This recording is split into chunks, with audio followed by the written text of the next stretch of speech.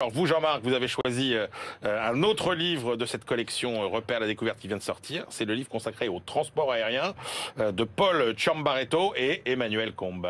Oui, alors là c'est un vrai repère, c'est-à-dire qu'on a une description qui est une description. Là, je sens qu'il y a un repère libéral. Je ne sais pas encore si c'est un vrai repère. Ah, excellent! Pas du tout, c'est un vrai repère, c'est une description documentée, argumentée, historique et économiquement construite de l'évolution du transport aérien.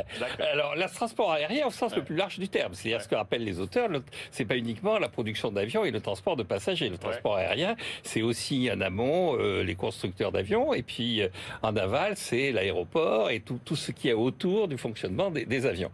Alors, il y a un premier chapitre qui fait un rapide exposé historique en montrant bien qu'il y a eu d'abord la phase des pionniers, ensuite l'accélération dans le développement du transport lié aux deux guerres mondiales. Chaque guerre a apporté à la fois des réformes dans l'organisation, des progrès technologiques qui ont été ensuite convertis en avions de transport. Et puis, il y a la grande libéralisation, Carter, 1978, l'ouverture à la concurrence, et avec ça, le développement du low-cost. Alors, tout ça est décrit de façon assez factuelle, avec quelques points qui sont mis particulièrement en avant, et notamment sur le low-cost. Il y a un chapitre sur le low-cost qui montre bien les enjeux du low-cost, qui montre que finalement, le low-cost aurait eu comme conséquence de séparer en deux le transport aérien. D'un côté, il y a le transport traditionnel, commercial, qui est réservé plus ou moins aux hommes d'affaires.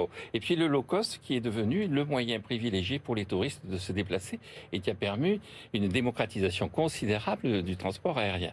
Alors à la fin, il se pose la question de savoir comment est-ce que le transport aérien va digérer la transition écologique.